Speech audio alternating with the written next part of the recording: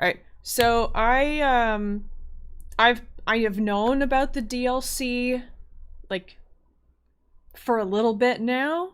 I just didn't know enough about the lore, and I figured I should probably get lore videos out of the way from Elden Ring, so that I can know what the heck's going on, especially like who's who and some of the events that happened in the game that are probably going to be referenced.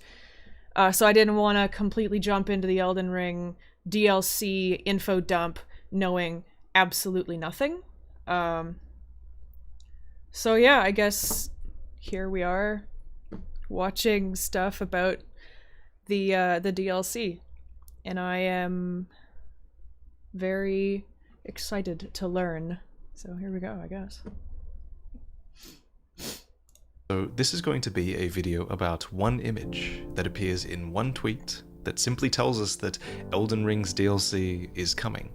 And I'm going to try and make this a good video because, yes, I am going to present some truly unhinged speculation about the contents of the DLC, but most importantly, this is actually the perfect excuse to discuss a few things that we haven't dived into yet on this channel.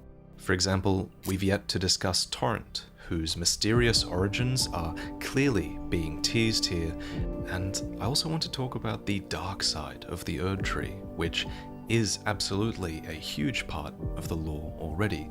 So my goal in this video, even if my predictions are wrong, is to at least gear you up with some knowledge about the game's lore that you can take with you no matter where the DLC actually takes us.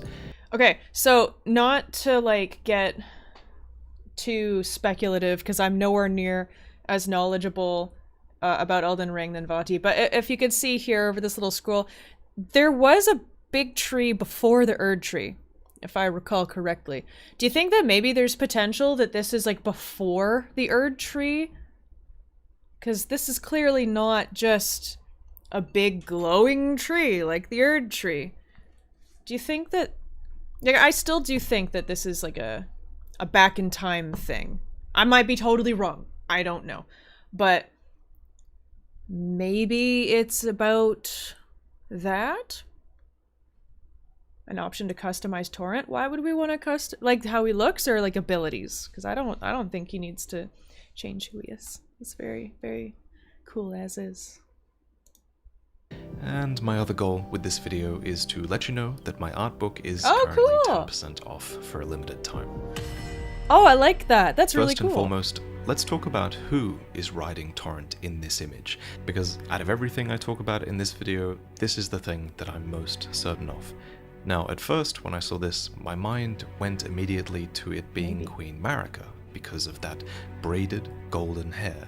They're also riding Torrent sitting in a side saddle manner, which was historically a way for a woman to sit on horseback with dignity while wearing a dress. Dignity. The character is also wearing a similarly placed upper armband. So, while it's definitely possible that this could be a young Marika, I still think that that's nowhere near as likely as the alternative I'm about to suggest, which is that this person is Miquella, who was one of Marika's many demigod children. So, item descriptions and dialogue all refer to Miquella as a he. However, Miquella does have the feminine side to match the person riding Torrent in this image. Like literally, they have a feminine alter ego called Saint Trina. If any of this is news to you, then I recommend you go and watch my recent 47-minute long lore video on Miquella. That is actually on the list of things I wanted to watch, so I guess we're getting spoilered. It's alright. It explains so much about their character. But in that video I talked about all the known statues of Miquella, which feature them in a long garb that actually cuts off at the elbow, and looking back, this is the exact same garb that this character is wearing. What's more, the hair here, while it is braided like Marika's, it's also long and flowing, and it's just the the same. style is identical to Miquella's, as you can clearly see in the opening cinematic. Marika's hair, by contrast, is always symbolically depicted as two standalone braids, and not to mention, depictions of Marika are always of her in full womanhood, but this figure is meek and they're childlike by comparison. So, in my eyes, this is definitely Mikola, who was cursed to eternal childhood. Also, in regards to the tweet, it does say, "Rise tarnished, and let us walk a new path together," which kind of reminds me of what I said in the recent Mikola video, where I speculated a lot about how Mikola's intent might be to plant a new world order, and perhaps to walk a new path. Okay. So maybe it is after the Erdtree. And you might be right there, Bridges. Don't know how that would work if you didn't well, I burnt it down. Set that bitch on fire. Fuck it. So, if we are correctly assuming that this is Mikola, then we can also finally start to unravel the mystery surrounding Torrent, your spectral steed.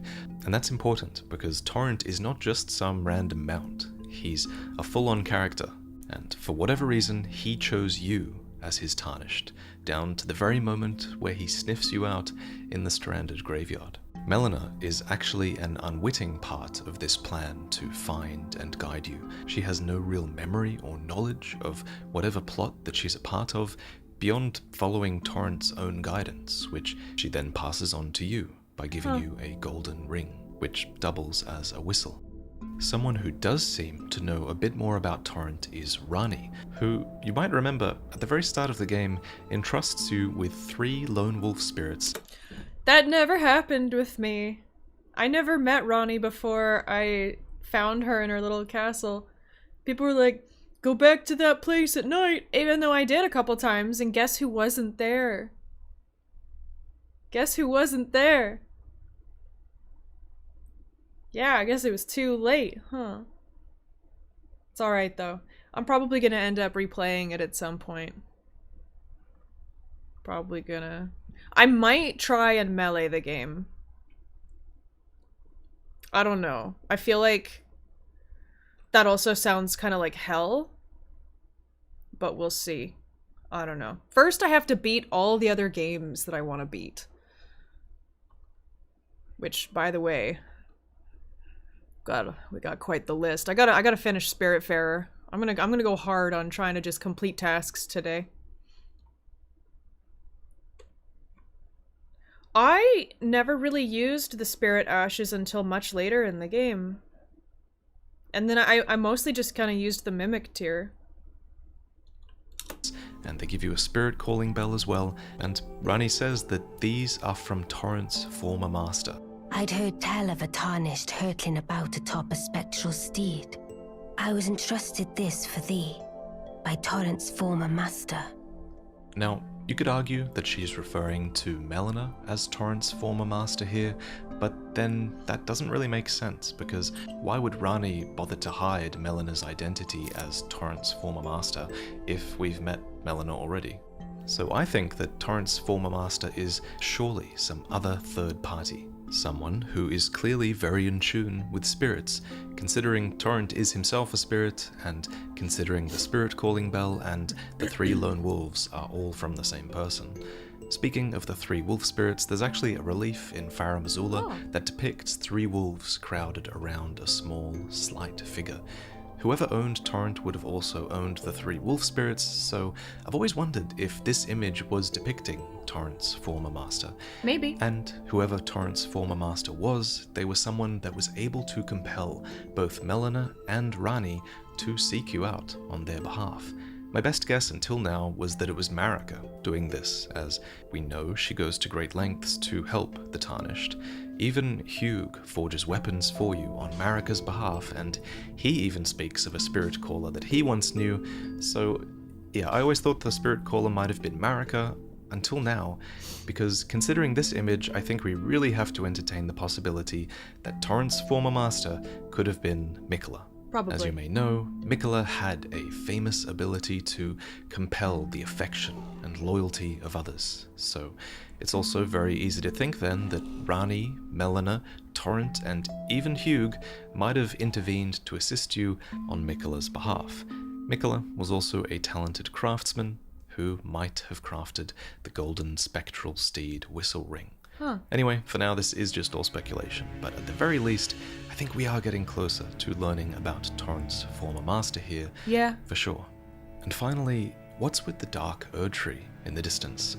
This is the last thing I want to discuss because this is the thing I think you can be the least sure of, and I'm kind of just going to throw a lot of theories at the wall and see if anything sticks. But it's a really fascinating concept, so whatever this tree is, whatever's happened to this Erdtree, it's weeping gold. And it does still seem to be a source of light, just like the Erdtree is in-game, except now it has a weak golden light that filters from behind its branches. At first, I thought it might be Miquella's Heilig Tree, which does seem to curve in a similar manner, and as we discussed in this video, Miquella's Heilig Tree is a sort of Erdtree, although it is an Erdtree that has already split and withered, so I'm not that drawn to this theory. And actually, if you look closely, it's almost as if there's two trees here. One that is straighter, like the Erdtree, that has a streak of gold within it, and a light filtering behind its branches. That's so true. And then there's another tree that is almost twisting around it, almost as if it's strangling the Erdtree, and literally could be sapping the vitality from it. The only entity that I'd think would be capable of this, in the current game at least, would be Godwyn's Black Deathroot. This would certainly explain the colour of the trees, the strangling behaviour, and the sort of black falling decay that they have. And if Miquella is part of this DLC, then you'd think that Godwyn would be a part of things as well, considering how entwined their histories are. But of course, this is all just one line of speculation. Oh my goodness. That looks incredible. That looks a little itchy. I'm not gonna lie. It's, that looks a little uncomfortable. You can go down so many. You can also try to think about when this event might occur, and I feel like you can make valid arguments for and against it being in almost every time period. If it's in the past, that explains Miquella's healthy state and Torrent being unsaddled by you, but then it doesn't explain the state of the Erdtree. And if it's in the future, then it might suggest that this takes place after you become Elden Lord. But then, what if I chose the Frenzy ending?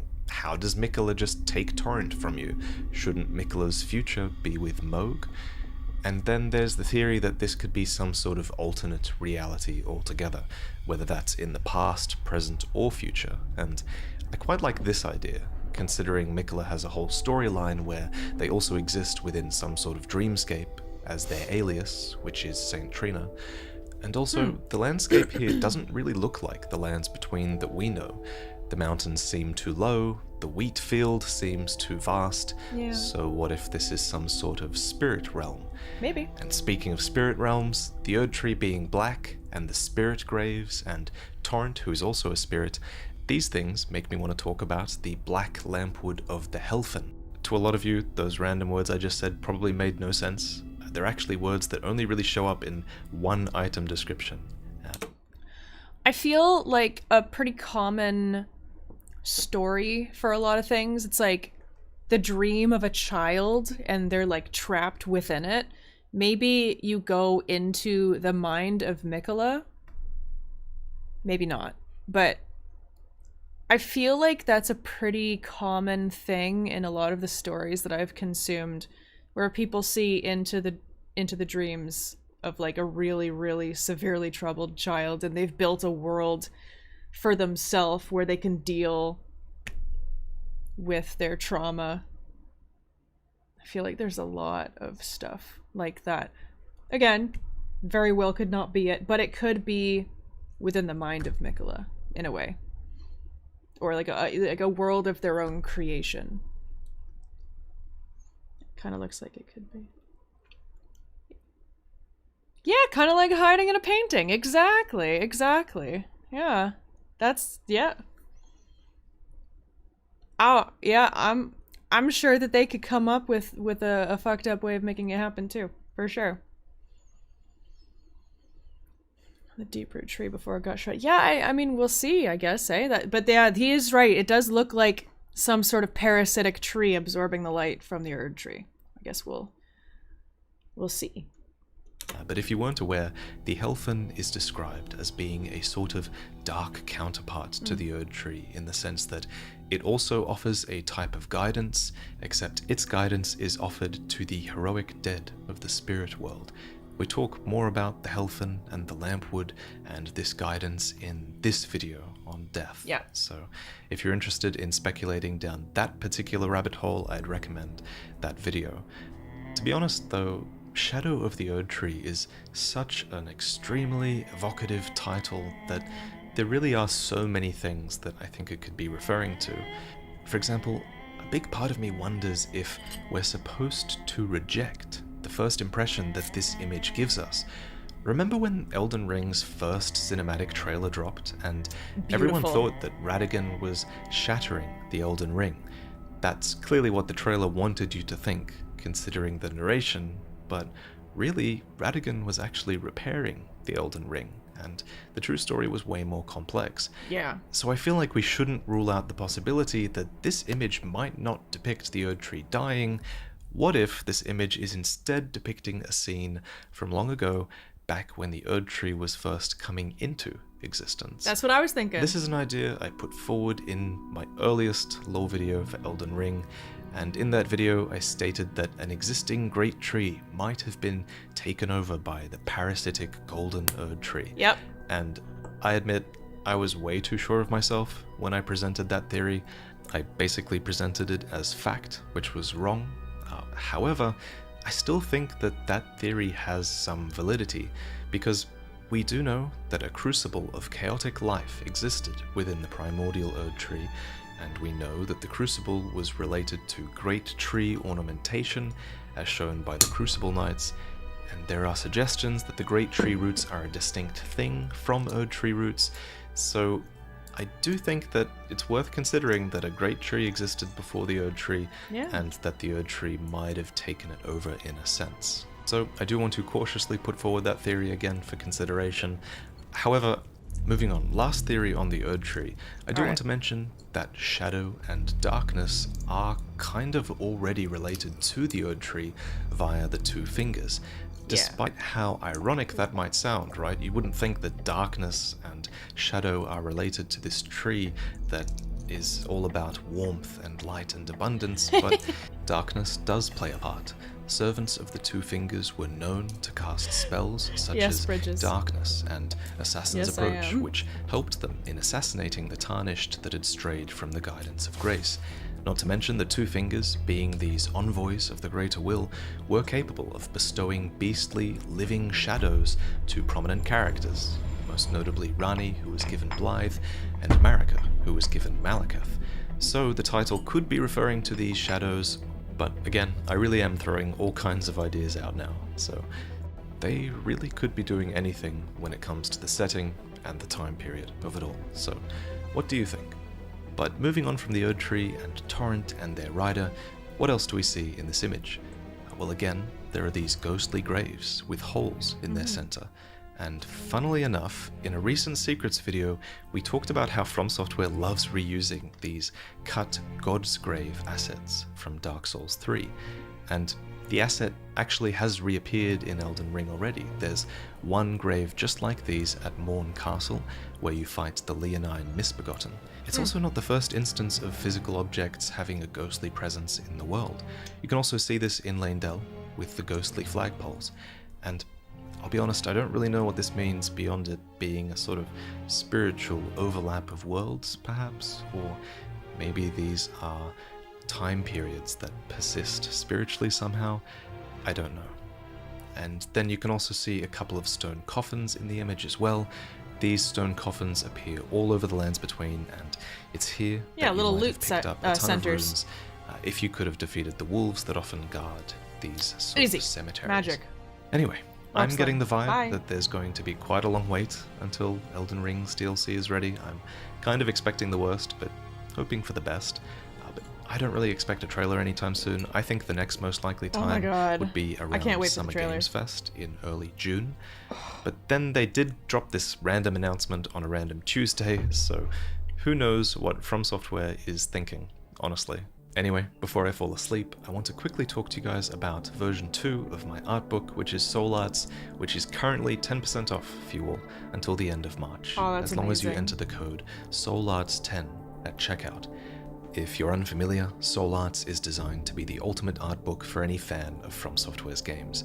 It enshrines the hard work of over 100 artists and tells unique stories that are inspired by these games. The book is so split cool. into 5 chapters, and each asks a question.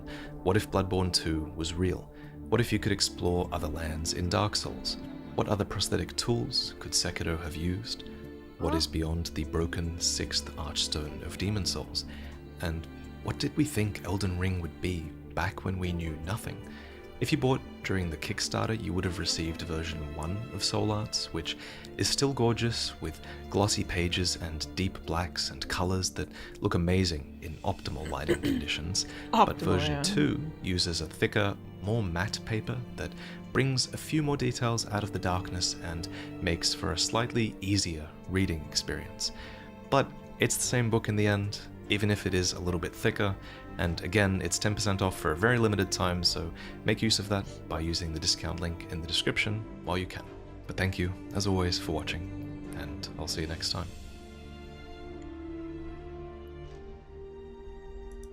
Man, that art book is beautiful. I love it. That is so, so, so cool.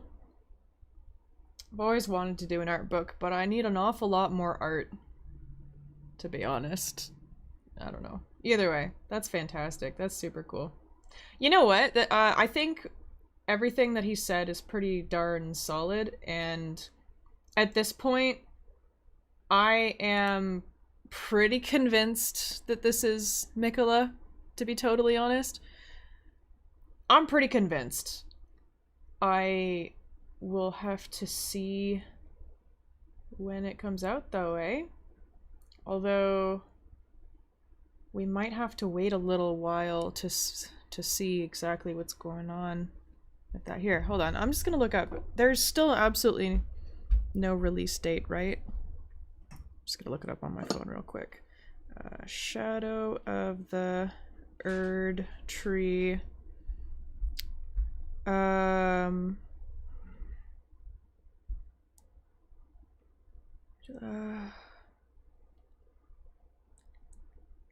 Yeah.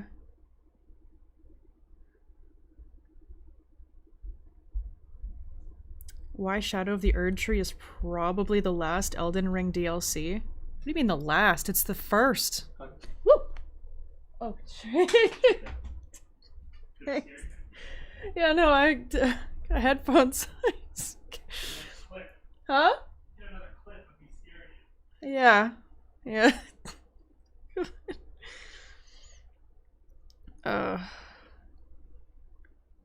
My silly little heart. I know. I just wasn't ready for it. I'm just a little guy. Oh man. All right. Yeah. Okay. So yeah, there's absolutely no information about. Well, as soon as a trailer drops, you know, I'm just gonna basically press login. We're gonna have to check that out together. Either way, I think pretty much all of the speculation from here is pretty spot on. This can't be a coincidence, right? This can't be a coincidence. This is. If this isn't Mikola, I'll be shocked. I will be absolutely shocked. The only info is that there's basically no work done on it yet. Oh, so it's gonna be a while. It's gonna be a while. It's a popular hairstyle? Well, how convenient. Oh yeah, no, he makes incredible videos. Very, very, very, very well researched. I imagine his notes are quite intense. I'd love to see them. Awesome. Yeah, no, I'm woo, hello. I'm ready, but I guess it might be a little while.